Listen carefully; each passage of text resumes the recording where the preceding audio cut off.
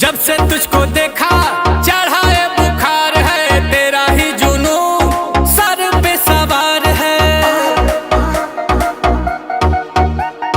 Body तेरी butter hair skin है, मेरे लिए बोलो क्या सिग्नल ग्रीन है। दिलावा के खाली बाटे रूम, मन करे फोटो ली चूम चूम कके झूम झूम कके झूम झूम कके झूम झूम कके झूम हो कके झूम झूम कके झूम झूम कके झूम झूम कके झूम।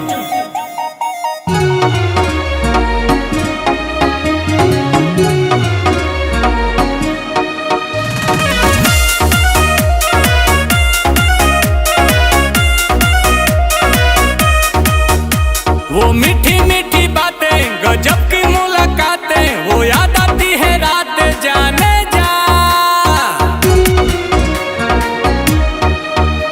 अब तू ही दिलो जा में धरती और आसमां में, अकेली तू जहां में जाने जा जाने जा।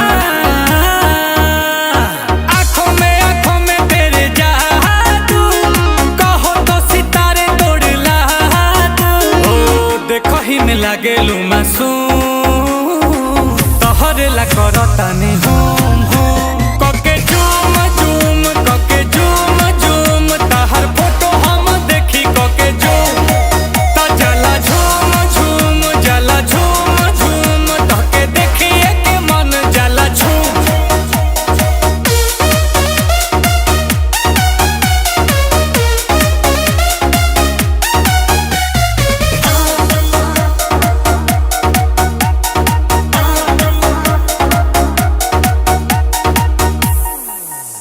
तू ही मेरी कहानी, तुझ में ही जिंदगानी, इस प्यासे की हो पानी जाने जा।